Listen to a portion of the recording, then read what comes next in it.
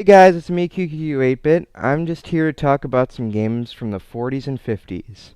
Yeah, those exist.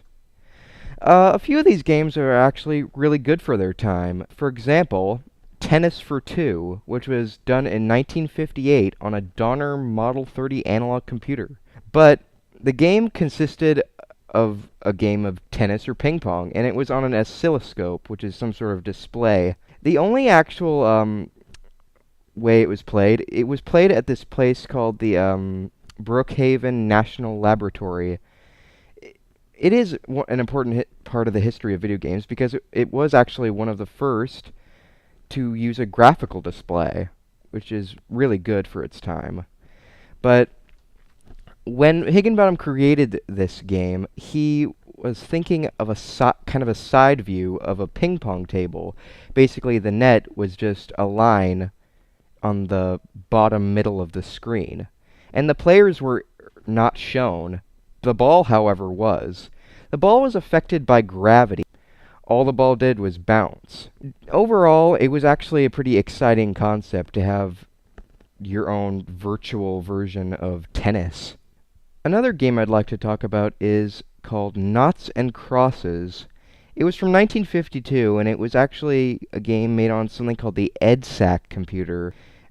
The game Noughts and Crosses was created by Alexander S. Douglas. It's apparently the first computer game to use an electronic graphical display. The game uses a rotary telephone as a game controller, but the game basically is you versus the computer in a game of tic-tac-toe. Now, let me tell you something. Does this computer look like the kind of thing you'd play a video game on? It's huge! I mean, just look at this thing. I mean, look how much room it takes up. The last thing I wanted to talk about was the cathode ray tube amusement device created in 1947 by Thomas T. Goldsmith Jr. and Essel Ray Mann. These two scientists were actually, well, really cool because they created a machine that had no programming whatsoever. So the game was actually just played using a cathode ray tube. The gameplay consisted of you turning a control knob to position in the cathode ray tube beam on the screen. To the player, the beam appears as a dot, but the player has a restricted amount of time in which to maneuver the dot so that it overlaps an airplane. The dot is supposed to be the beam which will shoot stationary objects, which are supposed to be the planes. By far, this might be one of the easiest games ever, considering the fact that the enemies don't move or try to evade you. When the CRT beam defocuses in the game, that's what the simulation of the explosion of the planes is.